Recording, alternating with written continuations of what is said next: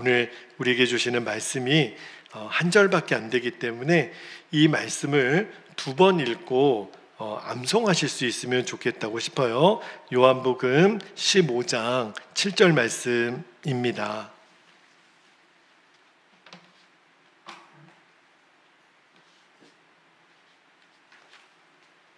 기도에 관하여 너무 유명한 말씀인데요. 두 번 말씀을 읽을게요. 자, 같이 읽겠습니다. 시작. 너희가 내 안에 거하고 내 말이 너희 안에 거하면 무엇이든지 원하는 대로 구하라. 그리하면 이루리라. 한 번만 더. 너희가 시작. 너희가 내 안에 거하고 내 말이 너희 안에 거하면 무엇이든지 원하는 대로 구하라. 그리하면 이루리라. 아멘. 하나님 말씀입니다. 오늘 하나님의 보좌를 뒤흔드는 기도 시리즈 설교의 네 번째 말씀을 좀 나눌게요. 오늘 본문에 보니까 기도에 대한 놀라운 능력의 표현 나오는데, 자, 7절 후반절에 이렇게 나오죠. 무엇이든지 원하는 대로 구하라. 그리하면 이루리라. 여러분, 이 말씀보다 신나는 말씀이 있을까요? 내가 원하는 대로 무엇이든지 다 구하면 하나님이 이루시겠대요. 야, 정말 너무너무 놀라운 말씀 아닙니까? 그런데 이 너무너무 황홀한 이 기도의 능력의 말씀이 이루어지기 위해서 그 앞에 전제 조건이 하나 있어요. 그게 뭐냐면, 자, 7절 앞부분만 볼게요. 너희가 내 안에 거하고, 우리가 주님 안에 거하는 거죠. 나는 죽고 예수님 내 생명이십니다. 이 고백으로 나아가는 거예요. 그리고 또 하나, 내 말이 어디에요? 너희 안에 거하면, 구하는 내 안에 거하면, 그러면 무엇이든지 원하는 대로 구하라. 그리하면 이루시겠다. 오늘 말씀을 하시는 거예요. 그래서 오늘 말씀의 포커스는 어디 있냐면, 내 말이 너희 안에 거하면, 오늘 설교의 제목이 되겠고 설교의 주제가 됩니다. 여러분, 정말 이 기도에 대해서는 너무너무 중요한 말씀이 오늘 이 말씀이에요. 오늘 말씀을 잘 들으시고 또 여러분의 삶에 실제로 경험되시기를 축복합니다. 여기 보니까 내 말이 너희 안에 거한다. 이 말이 어떤 의미냐면, 예수님 당신이 우리 안에 거하겠다라는 그 말씀이에요. 자, 요한복음 15장 5절, 너무 유명한 말씀이죠. 요한복음 15장 말씀이 다 정금과 같은 말씀인데, 그 앞절에 있는 5절 말씀에 같이 한번 읽어볼까요? 시작. 나는 포도나무요 너희는 가지라. 그가 내 안에 내가 그 안에 거하면 사람이 열매를 많이 맺나니 나를 떠나서는 너희가 아무것도 할 수 없음이라. 그러니까 여러분, 5절 말씀하고 7절 말씀이 사실은 똑같아요. 대꾸로 되어 있는데, 5절에 보니까 그가 내 안에 내가 그 안에 있으면 사람이 열매를 많이 맺는다, 이 표현이 나오잖아요. 그러니까 열매를 많이 맺는다라는 게 7절 말씀에는 무엇이든지 원하는 대로 구하라. 그리하면 이루리라. 그러니까 열매를 많이 맺는 것은 뭐와 관련이 있는 거죠? 기도의 응답이에요. 응답. 그죠? 근데 여기 보니까 내가 그 안에, 그렇게 5절에서는 표현했는데 7절에는 어떻게 돼 있죠? 내 말이 그 너희 안에 있으면, 그러니까 주님이 내 안에 거하시는 것과 주의 말씀이 내 안에 거하는 것이 똑같구나. 그죠? 그러니까 주님이 내 안에 거하시고, 다시 말하면 주님의 말씀이 내 안에 거하는 것이 내가 준비가 되어지면 무엇이든지 원하는 대로 구하면 기도응답을 받으리라. 5절 표현으로 하면 많은 열매를 맺겠다. 이게 5절 7절 말씀이 너무너무 연관이 되어 있는 거잖아요. 자, 그런데 다시 한번 정리해보면, 여러분, 사람들이 여러분에게 묻죠. 당신이 믿는 예수님은 어디 계십니까? 그러면은 우리가 뭐라 그러냐면 내 안에 계시지요. 그러면은 또 물을 거 아니에요. 당신 안에 예수님이 계시다라는 것을 어떻게 압니까? 이렇게 물어보면 그냥 알지요, 이렇게 말을 하면 안 돼요. 이제는 이제는 어떻게 여러분이 대답을 해야 되냐면 예수님의 말씀이 내 안에 있습니다. 그래서 예수님이 내 안에 계신 것을 나는 압니다.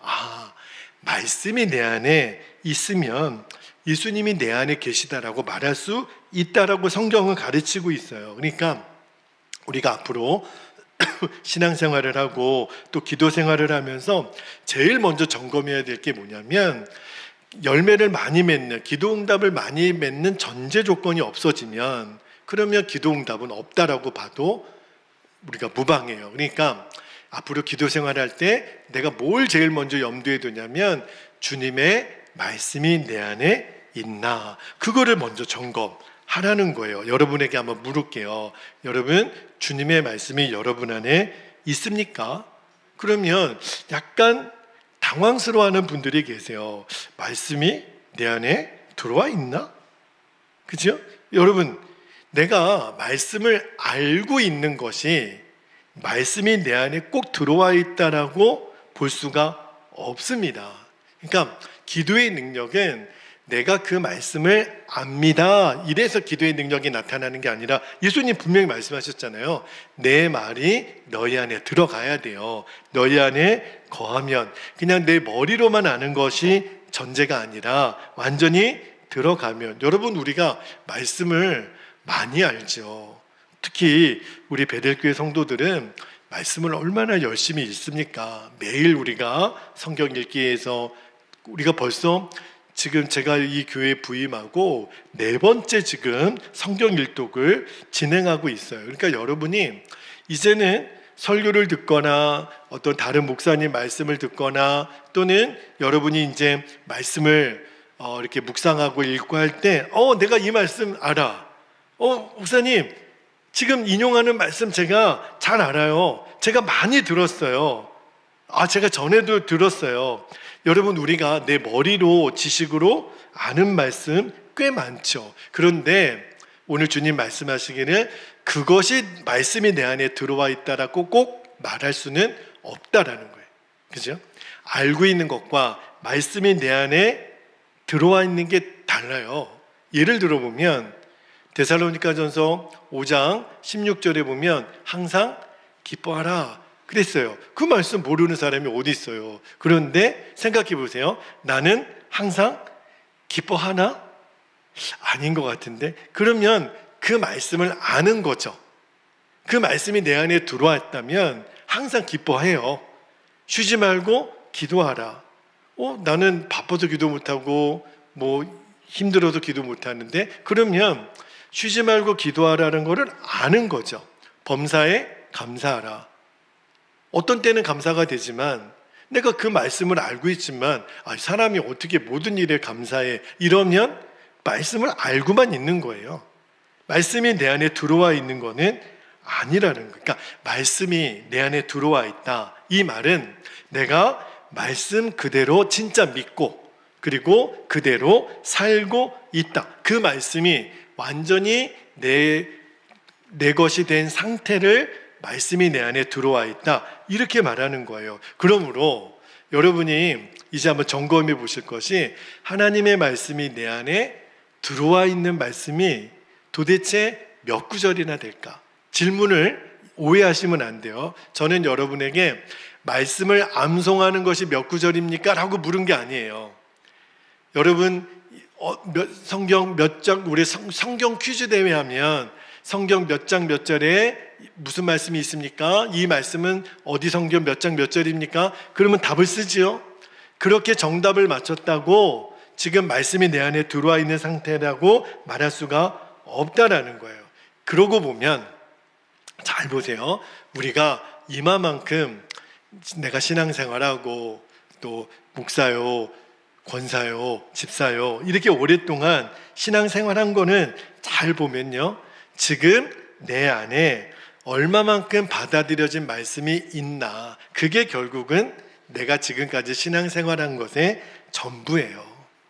우리가 이만큼 된 것이 지금 내 안에 내가 정말 그 말씀, 나와 완전히 하나가 된 그 말씀이 요만큼까지 나를 인도한 거예요. 내게 받아들여진 말씀이 나를 여기까지 인도한 겁니다. 여러분, 오늘 이 밤에도 그렇죠. 여러분 안에 맞아, 오늘 피곤하죠. 덥죠. 오늘 같은 날은 집에서 쉬고도 싶고, 그렇죠? 또 예배 자리에 안 오면 목사님 또 안 오셨나, 또 낙심하실 것 같고, 또 같이 이렇게 라이딩도 해주시고, 그런데 내가 또 권사고 교회 중직인데 오늘 와야지, 뭐 이런 마음도 저는 귀하다고 믿어요. 그런데 우리 안에 오늘 이렇게 금요일이어서 교회 와서 기도할 때 맞아, 오늘도 기도하면 하나님이 분명히 말씀하셨어. 내 말이 너희 안에 거하면 무엇이든지 원하는 대로 구하라, 그리하면 이루리라. 그 약속의 말씀을 정말 믿었다면 그 말씀이 내 안에 있는 사람은 오지 말라고 해도 옵니다. 근데 그 말씀이 내 안에 지금 있지 않아요. 듣기는 했어요.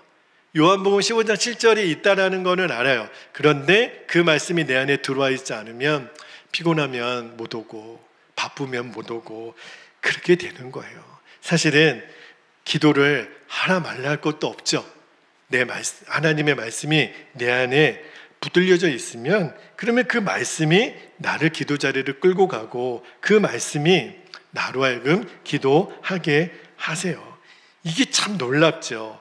그리고 그 말씀이 결국은 하나님의 역사를 이루는 씨앗이 됩니다. 그러니까 지금 여러분 안에 나는 얼마나 많은 하나님 말씀을 내가 갖고 있나, 내 안에 받아들이고 있나, 이거를 한번 점검해 보는 것만으로도 저는 오늘 굉장히 의미 있는 밤이 될 거라고 싶어요. 제가 여러 번 예를 들었지만 아프리카의 선교사의 아버지라고 여겼던 리빙스턴 목사님, 정말 아프리카의 성자, 슈바이처도 그렇지만 리빙스턴 목사님은 정말 귀하신 분이잖아요. 근데 리빙스턴 목사님이 마지막 고국으로 돌아오지 않아요.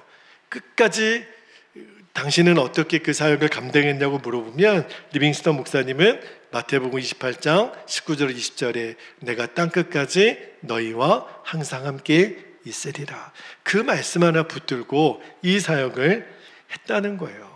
정말 위대한 하나님의 종들을 보면 반드시 공통점이 있더라고요. 그가 붙들었던 그 안에 들어온 하나님의 말씀이 있더라고요. 제가 지난주에도 여러분 예를 들었지만 중국의 내지선 교회를 일으켰던 허드슨 테일러 선교사님, 사람이니까 낙심이 되죠. 탈진도 오고 힘들고 내가 왜 이렇게 열매가 없을까. 근데 허드슨 테일러 선교사님도 딱 한 말씀 붙들었다는 거예요. 요한복음 15장 5절에 예수님은 포도나무요 나는 가지니. 아무리 낙심이 오고 탈진이 와도 맞아, 예수님 포도나무고 나는 가지인데 내가 그분 안에만 붙어 있으면 그분이 나로 열매를 맺게 하신다고 하시는데 내가 좌절할 이유가 뭐가 있고, 낙심할 이유가 뭐가 있고, 교만할 이유가 뭐가 있고, 열등감에 빠질 이유가 뭐가 있고. 그래서 그 사역을 이렇게 내셨다는 거예요. 여러분, 허드슨 테일러 선교사님도 이미 알고 있었던 말씀이에요. 요한복음 15장 5절, 그 말씀을 예수 믿는 사람들 중에 모르는 사람이 누가 있어요. 그러나 아는 것은 아무런 능력이 안 된다니까요. 그 말씀이 내 안에 진짜 믿어지는 거예요. 그리고 나와 완전히 하나가 되는 것. 그러니까 지금 저와 여러분의 지금까지 살아온 인생, 지금까지 우리의 신앙의 모든 걸음이 여러분 안에 그 붙들었던 말씀이 이만큼까지 인도하신 거예요. 그러므로 이제 우리가 어떤 일에 눈을 떠야 되냐면, 그렇구나, 말씀이 내 안에 들어온 것만 하나님이 기도에 응답해 주신다 그러면 이제 우리들의 모든 관심은 어디 있어야 돼요? 정말 하나님의 말씀을 머리로만 아는 것이 아니라 그 말씀이 내 안에 들어오도록 계속 내가 말씀을 받아들이는 일을 계속 하는 거예요. 자, 예를 또 하나 들어볼게요. 여러분, 이제까지 신앙생활하면서 하나님은 당신을 사랑하십니다 라고 하는 말씀 많이 들어보셨죠? 저는 어렸을 때 정말 신앙생활 시작한 이후로 교회 학교 선생님이, 전도사님이, 목사님들이, 저를 만나는 많은 사람들이 준철아, 하나님이 너를 사랑하셔, 이 이야기 진짜 많이 들었거든요. 아마 여러분도 우리가 전도할 때 전도받는 분들에게 하나님이 당신을 사랑하세요, 하나님이 당신을 너무너무 사랑하세요, 이런 말씀 많이 전하지요. 우리가 찬송가 563장에 보면 예수 사랑하심은 거룩하신 말씀이 있어요. 그리고 후렴에 보면 날 사랑하심, 날 사랑하심. 그거 어떻게 알아요? 성경에 쓰였네. 그러니까 하나님은 우리 각 사람에게 나는 너를 너무 사랑해. 근데 이제 제가 하나님은 저를 사랑한다 그래서 제가 아주 어렸을 때는 하나님은 나만 사랑하셔 이런 줄 알았다니까요. 나중에 알고 보니까 하나님이 다 사랑하신대. 다. 근데 여러분, 하나님이 다 사랑하시지만 그런데 어느 날 그래, 하나님이 나를 너무 사랑하셔. 그 말씀을 귀로만 들어서 아는 게 아니라 내 안에 확 들어오면 하나님 말씀이 나를 사랑하신대. 내까짓 게 뭐라고. 그 말씀이 내 안에 들어오고 나니까 숨이 쉬어지고 살 것 같더라고요. 하나님 그분이 나를 사랑하신다는데, 그죠? 그러니까 말씀이 그냥 귓전으로 머리로만 들리는 거하고 내 심령으로 받아들여지는 거는 천지차예요. 그러니까 이만큼, 다시 한번 말씀드리지만 내가 이만큼이라도 신앙생활을 할 수 있었던 것은 내 안에 붙들었던 그 말씀 때문에. 그러니까 말씀의 역사예요. 여러분도 그런 경험이 있으실지 모르겠지만 성경 말씀 중에 도무지 믿어지지 않는 말씀이 간혹 있죠. 물론 영적인 해석을 하면 우리는 말씀을 이해의 대상이 아니라 믿음의 대상이기 때문에, 그런데 정말 이렇게 객관적으로는 믿어지지 않는 말씀 중에 하나가 저에게는 어떤 말씀이냐면 고린도전서 1장 27절 말씀을 한번 볼게요.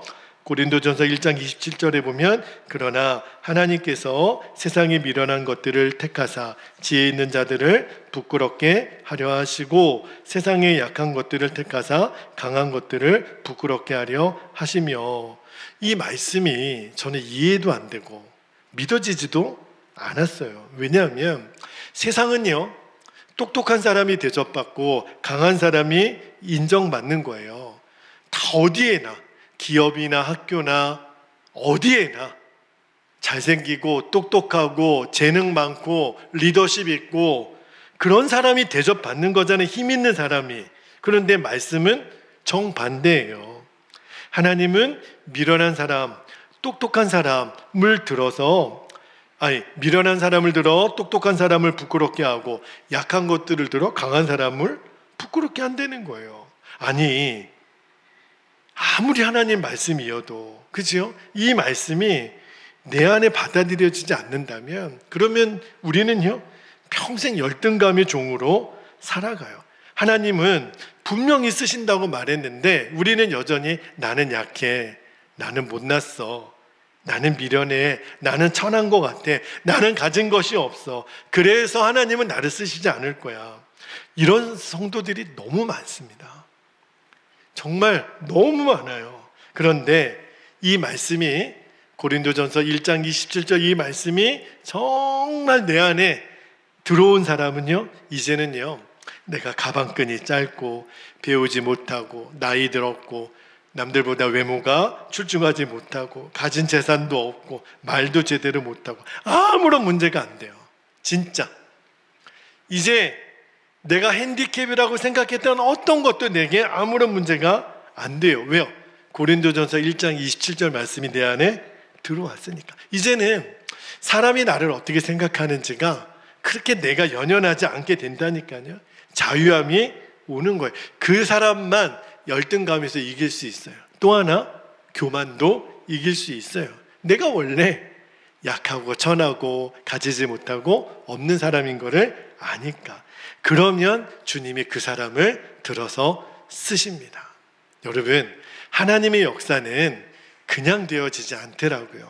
내가 그 말씀에 결론되어진 것이 내 안에 완전히 드러나게 되면 내가 가만히 있어도 하나님이 역사를 하신다니까요. 그러니까 내가 예수님을 믿는다, 이 말은 하나님 말씀이 내 안에 들어와서 완전히 내 것이 된 상태를 내가 믿는다라고 말을 하는 거예요. 하나님의 말씀을 정말 믿는 거죠. 그러면 오늘 말씀에 그러면 하나님 말씀이 너 안에 있는 거를 진짜 믿으면 그때 기도해. 그러면 무엇을 원하든지 구하는 것을 다 너에게 주시리라. 이게 너무너무 놀라운 말씀이에요. 제가 벌써 이제 한 5년 정도 되겠네요.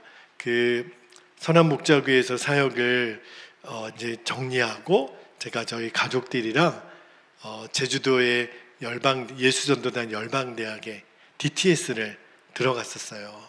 그래서 그때 이제 6개월 동안 저희 가족들이랑 같이 DTS를 마치고 다시 이제 육지로 나와야 되는 모든 훈련을 다 마치고 해외 아울리치, 국내 선교까지 다 마치고 나오는데 여러분에게도 예전에 그런 말씀을 드린 적이 있는데 제 인생에 가장 힘들고 어둡고 춥고 외롭고 정말 앞이 캄캄했던 그 시절이었어요. 근데 그때 하나님이 저에게 약속의 말씀을 주신 말씀이 자, 여러분과 함께 나눠볼게요. 이사야 43장 18절에서 20절까지 말씀을 저에게 약속의 말씀으로 주셨는데 여러분과 함께 나눌게요. 너희는 이전 일을 기억하지 말며 옛날 일을 생각하지 말라. 보라, 내가 새 일을 행하리니 이제 나타낼 것이라. 너희가 그것을 알지 못하겠느냐? 반드시 내가 광야의 길을 사막의 강을 내리니 장차 들짐승 곧 승냥이와 타조도 나를 존경할 것은 내가 광야의 물을 사막의 강들을 내어 내 백성 내가 택한 자에게 마시게 할 것임이라. 지금 내 눈에 보이는 거는 사막이고 그죠? 그리고 강물인데 주님은 길을 내시겠다는 거예요. 그리고 내가 너에게 마시게 할 것이다. 이 약속을 처음에 주셨을 때 이때 딱 붙들었는데 이때만 해도요 그냥 주님이 앞이 캄캄하니까 그냥 위로하시려고 나를 좀 마음을 이렇게 안정시키시려고 주신 거겠지. 처음에는 그 정도로만 여겼던 것 같아요. 그런데 이 말씀을 매일 읽었던 것 같아요. 그리고 읽고 또 읽고 묵상하고 묵상하면서 근데 말씀이 내가 입으로 외워지고 귀로 듣고 내가 묵상만 했는데 점점 이것이 내 안에 들어왔다라고 하는 것이 느껴지는 거예요. 그게 뭐냐면 맞아, 주님이 내 인생에 새 일을 행하실 거야. 광야의 길을 내시고 사막에 물을 내실 거야. 그러니까 내가 가슴이 막 뛰는 거예요. 막 설레는 거예요. 주님이 행하실 것이 믿어지니까. 그리고 나서 주님이 이 익산의 베델교회로 저희 가정을 인도하셨습니다. 근데 처음에 제가 3년 반 전에 베델교회에 왔을 때만 해도 또 그 말씀을 주님 붙들게 하시더라고요. 왜냐하면 그 말씀을 붙들지 않으면 아무것도 할 수 없는 그런 상황이었어요. 여러분에게 소상히 다 말씀드리기는 어렵지만 내가 익산에 이 베델교회에 온 것이 정말 하나님의 계획이실까? 너무너무 힘드니까 너무너무 그때 정말 막연하고 답답하고 그랬는데 근데요 말씀을 계속 묵상하고 그 말씀이 내 안에 들어오고 나서 제 안에 일어난 변화가 뭐냐면 이제 어떤 일을 만났을 때 완전히 제가 100%는 아니겠지만 그러나 조금씩 담대해지는 거예요.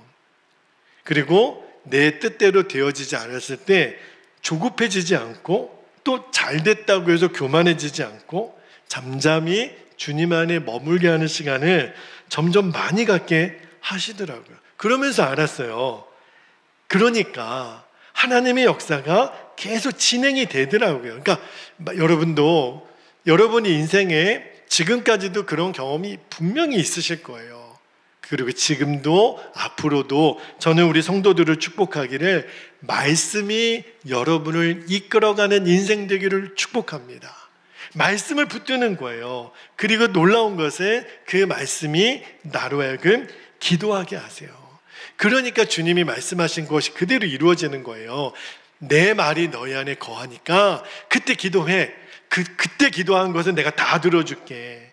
왜냐하면 말씀이 내 안에 들어왔으니까. 그렇게 2022년, 2023년, 2024년, 그리고 올해 2025년을 지금 걸어가고 있어요. 한 해 한 해, 한 달 한 달, 매주 매주 붙들었던 말씀 대로 기도했고, 기도했던 대로 하나님은 인도하셨어요. 2022년에 저희 교회 첫 해는요, 제가 그 말씀을 정하지는 않았어요. 전임 목사님이 그 전에 12월에 돌아가셨는데, 돌아가시기 전에 이 교회가 2022년에 붙들어야 될 말씀과 제목을 남겨주고 가셨더라고요. 그래서 제가 그냥 그거를 그대로 승계받았는데, 그때 말씀이 뭐였냐면 시편 80편 7절의 말씀이고, 우리 교회가 성령의 권능으로 치유되고 회복하는 교회, 그렇게 되어 있더라고요. 그래서 이 말씀, 이 표가 주님이 이 베델교회 2022년에 주신 거구나, 제가 믿었어요. 그리고 그거를 붙들었어요. 그리고 우리 교회가 치유와 회복의 역사가 있기를 계속 기도했는데, 정말 그대로 하나님은 우리 성도들의 마음을 만져주셨고 치유와 회복의 은혜를 주셨어요. 그리고 이듬해 2023년에 하나님이 어떤 마음에 말씀과 도전을 주셨냐면 하박국 3장 2절의 말씀을 주셨어요. 부흥에 대한 말씀인데, 그때 우리 교회 표어가 뭐였냐면 회복을 넘어 부흥으로, 이거였어요. 저는 그 말씀을 붙잡고 계속 기도했어요. 하나님, 이제 우리가 회복이 됐다면 부흥의 사인을 주세요. 놀라운 거는 그때 하나님이 우리 교회의 대출빚을 완전 상환하게 하시고 리모델링을 시작할 수 있는 그런 은혜를 주시더라고요. 말씀의 역사였어요. 그 말씀이 우리를 기도하게 하셨다니까요. 그리고 작년에 디모데후서 4장 2절 말씀을 주시면서 때를 얻든지 못 얻든지 말씀을 먼저 주시고 그 말씀으로 우리가 기도하게 하셨어요. 그리고 전도의 자리에 순종해서 우리가 작년에 그 전도 컨퍼런스에서 대상을 받는 은혜를 누렸잖아요. 그러고 보니까 저희가 이 교회에 와서 하나님이 계속 행하시는 핵심이 뭐냐면 말씀을 먼저 주시고 그 말씀으로 우리가 기도하게 하시고 그 기도에 하나님이 역사하시는 것, 맨 그 패턴이에요. 매년, 매달, 매주 그러셨어요. 올해 2025년도 여러분, 올해 우리 교회 주제 말씀과 표어가 뭐죠? 히브리서 12장 2절에 24시간 주님을 바라보라, 24시간 예수님을 바라보라, 이렇게 달려가고 있어요. 그런데 하나님이 그 간절한 기도의 응답으로 전혀 예상하지 못했던 우리 익산에 있는 우리 CCC 선교단체를 통해서 새벽 이슬과 같은 청년들을 보내주시고 계세요. 너무너무 놀라운 사인이라고 저는 믿어요. 그리고 제가 이렇게 되리라고 생각을 못했는데 그 목회 코칭 세미나가 시작이 되면서 제가 임원을 맡으면서 또 우리 지방에 선교부 총무가 되게 하면서 하나님이 제가 알고 있었던 진리를 어떻게 목회에 적용해야 되는지를 하나하나 가르쳐 주시는 은혜를 누리고 있어요. 오늘도 제가 지난번 목회 코칭 그 일환으로 목회 컨설팅이라고 하는 거를 이렇게 받았어요. 그리고 오늘 그 보고서를 며칠 전에 받아서 그 보고서를 만들어 주신 소장님, 본부장님하고 화상으로 제가 대화를 나눴는데 얼마나 감사했냐면 그 컨설팅을 받고 제 자신과 우리 교회와 우리 성도들을 향한 청사진이 그려지는 거예요. 우리 교회는 앞으로 어디를 향해서 가고 나는 어디를 향해서 목회하며 우리 교회의 마지막 목표가 어디를 향해서, 그래야 우리가 그거를 위한 소프트웨어를 우리가 마련하고 우리가 힘이 모아지고 돋보기에 초점을 맞추는 것처럼 우리가 그렇게 우리 베델교회가 이 익산에 있는 다른 교회들과 어떤 차별이 있는지, 어떤 특징이 있는지, 그래서 베델교회를 찾고자 하는 많은 사람들에게 어떤 관심을 던져줄 수 있는지 계속 그거를 제가 누리고 고민하고 계속 그렇게 하나님의 솔루션을 주시는 것이 느껴져요. 근데 그 모든 것들이 24시간 예수님을 바라보려고 계속 그 말씀 붙들고 기도했던 응답이라고 저는 믿어요. 그래서 더 기대가 되는 게 2026년도에는 하나님이 어떤 말씀을 주시고 어떤 말씀으로 기도하게 하시고 어떤 역사를 주실지 기대가 되는 거예요. 여러분, 아직 올해가 4개월 이제 남았잖아요. 9월, 10월, 11월, 12월 아직 이 4달 동안에도 하나님이 24시간 예수님을 바라보고 달려갔던 저와 여러분을 통해서 어떤 열매를 주실지 저는 기대가 돼요. 여러분, 우리는 알지 못해도 하나님이 지금 일하고 계시다니까요. 여러분, 우리가 함께 지금 이렇게 주중 예배도 주일 예배도 우리들 마음에 아직은 빈자리가 많고 하나님 더 많은 성도님들 보내주셨으면 좋겠어요. 이런 답답함이 왜 담임자인 제가 없겠습니까? 매일 기도하는 게 하나님 이 자리에 하나님 예배하는 사람들 채워달라고 저의 간절한 소망이거든요. 근데 주님이 걱정하지 말라는 마음을 계속 주세요. 너가 하는 건 아니고 그건 내가 할 테니 너는 내 말이 하나님의 말씀이 너 안에 있는지만 점검하고 그 말씀이 진짜 네 것만 되고 그 다음에 구해. 그러면 내가 응답할게. 24시간 예수님 바라보는 것이 저와 우리 성도들 안에 진짜 결론이 되면 하나님이 왜 역사를 안 해주시겠어요? 이 남중동에 11,000명이 산다 그래요. 이 남중동에만. 왜 하나님이 사람들을 왜 안 보내주시겠어요? 핵심은 하나님 말씀이 지금 내 안에 있고 그 말씀이 나를 기도하는 것에 눈을 뜨면 돼요. 여러분, 원종수 장로님이라고 혹시 기억나십니까? 이분이 옛날에 원종수 권사님이셨을 때 원래는 암 전문 의사예요. 근데 엄청나게 많은 사역을 하시고 또 이렇게 자녀 교육에 관해서도 탁월함이 있는 분이신데, 근데 저는요 원종수 권사님의 간증을 듣고 어떤 은혜를 받았냐면 그분의 어머니 때문에 그래요.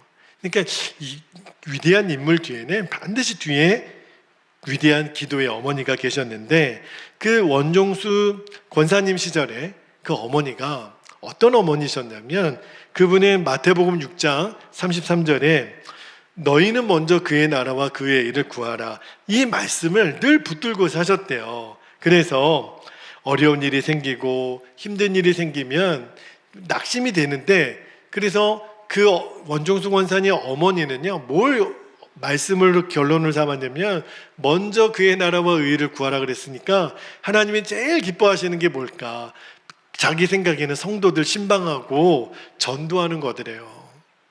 그래가지고 늘 이렇게 틈만 나면 어려운 일이 생기면 신방 가고 전도하고 그리고 교회 와서 기도하면 그러면은 하나님이 응답해 주시고, 우리가 존경하는 우리 유기성 목사님 그 사모님이 유기성 목사님 부흥회 할 때 암 진단을 받으신 적이 있어요. 근데 부흥회 말씀 들어가기 전에 그 아내가 암에 걸렸다는 소식을 듣는 일이 있으셨거든요. 그때 얼마나 암담하겠어요. 아내가 암 진단을 받았는데 내가 지금 부흥회 강사로 와서 설교가 되겠나. 근데 그때 목사님 간증을 들어보면 제일 많은 역사가 일어났던, 얼마나 그 불을 뿜는 말씀을 전하셨을까. 근데 그 암 진단을 받으신 사모님이 그날, 보통 여러분 우리가 그런 진단을 받으면 진짜 머리끈 묶고 이불 뒤집어 쓰고 그렇지 않겠어요? 근데 주님이 그날따라 교회에서 장사하는, 과일 가게 장사하는 성도들 찾아가서 신방하라고. 그래서 순종해서 그 교회 어려운 성도들, 안산에 계실 때거든요. 그래서 노점하시는 성도들 찾아가서 위로하고, 자기가 암 걸렸다는 말도 안 하고 그냥 그 성도들을 바라보면서 그렇게 섬겨주고 기도하고 그러고 오셨다는 간증을 제가 들은 적이 있어요. 제가 왜 이 말씀을 여러분에게 드리냐면 하나님 말씀이 내 안에 들어와 있는 사람은 절망의 상황에서 무엇을 해야 될지를 분별하게 되더라고요. 내가 지금 말씀을 전하는 사명이 있다면 하나님 말씀이 전하게 하시는 나로 하여금 그 일을 감당하게 하시고, 내가 비록 절망적인 그런 어떤 질병의 진단을 받았더라도 지금 내가 하나님이 원하시는 거는 먼저 그의 나라와 의를 구하라. 그리하면 이 모든 것을 너에게 더하시리라. 그래서 전도의 자리로 갔던 것처럼 원충수 권사님 어머님이 그러셨다는 거예요. 그분은 평생 힘들고 어려운 일이 있으면 신방하고 전도하고 교회 와서 기도하고, 그러면 모든 시험거리가 다 떠나갔다라는 거예요. 너무너무 제가 그 이야기를 듣고 그렇구나. 말씀이 그 사람의 중심에 들어가 있는 사람은요, 그 삶 자체가 기적의 연속이더라고요. 그러니까 기도 생활의 원리는 생각해 보면 너무너무 간단한 거죠. 내 안에 말씀이 얼마나 들어와 있나, 그리고 나는 그 말씀을 어떻게 대하고 있나. 그 말씀이 완전히 내 것이 됐다면 진짜 수지 맞는 거예요. 그러면 무엇이든지 원하는 대로 구하라. 그리하면 이르리라. 저는요, 여러분이 이렇게 주중에 성령 집회도 오시고 수요 예배도 오시고 새벽에도 말씀을 어떤 때는 영상으로 보실 때도 있잖아요. 그때 우리 성도들은 참 제가 귀하게 생각하는 게 노트들을 그렇게 열심히 해요. 목사님이 설교를 재탕하지 않나 점검하시는 의미도 있으실지 모르겠지만, 근데 여러분이 적어 놓으실 때 하나님, 오늘 이 말씀이 내 귀로가 아니라 내 마음에 붙들려진 말씀이 되게 해주세요. 그리고 이 말씀이 나로 하여금 기도하게 해주세요. 그리고 이 말씀이 어떻게 역사하시는지 하나님이 내 증인이 되어주세요. 그렇게 여러분들이 태도를 갖고 말씀을 받으셨으면 좋겠어요. 여러분, 예수님이 내 안에 계신 것과 예수님의 말씀이 내 안에 계신 것이 똑같아요. 예수님이 내 안에 계신 것을 뭘로 알아요? 예수님의 말씀이 내 안에 있는 것을 보면 아는 거예요. 그러면 기도해. 내가 다 응답해 줄게. 무엇이든지 그랬어요. 예외가 없이 무엇이든지 원하는 대로 구하라. 그리하면 이루리라. 자, 오늘 주신 요한복음 15장 7절 말씀을 한 번 더 큰 목소리로 읽고 우리가 함께 기도하겠습니다. 우리 내 말이 시작. 내 말이 너희 안에 거하면 무엇이든지 원하는 대로 구하라. 그리하면 이루리라. 아멘. 아멘입니다. 주님, 우리 두 가지 기도 제목 우리가 붙들고 기도하죠. 첫 번째는 나로 하여금 기도하게 하고 하나님의 역사를 이루는 말씀이 내 안에 있는가, 그거를 먼저 점검해 보시고 그 말씀이 내 안에 거하는 은혜를 구했으면 좋겠어요. 오늘 들었잖아요. 요한복음 15장 7절. 이 말씀이 내 안에 들어와 있다면 기도하게 하는 거예요. 두 번째, 지금 내 앞에 펼쳐져 있는 많은 문제들이 있을 거예요. 자, 이제 어떻게 기도하시냐면, 하나님, 이 문제들이 하나님의 기적을 이루는 도구가 되게 해주세요. 할렐루야. 이 문제가 변하여 하나님의 행하신 기적이 되게 하시겠다는 거예요. 전제는 내 말이 너희 안에 거하면. 주님, 내 이 모든 문제들이 하나님의 하나님 되심을 증거하는 기적이 되게 하소서. 하나님의 영광을 드러내는 도구가 되게 해주시도록 주님이 우리가 말씀만 붙들면 그 역사를 주시겠다고 하셔요. 오늘 주신 말씀과 기도의 제목을 우리가 붙잡고 이 시간 주님의 이름을 간절히 부르고 통성으로 기도하겠습니다. 주여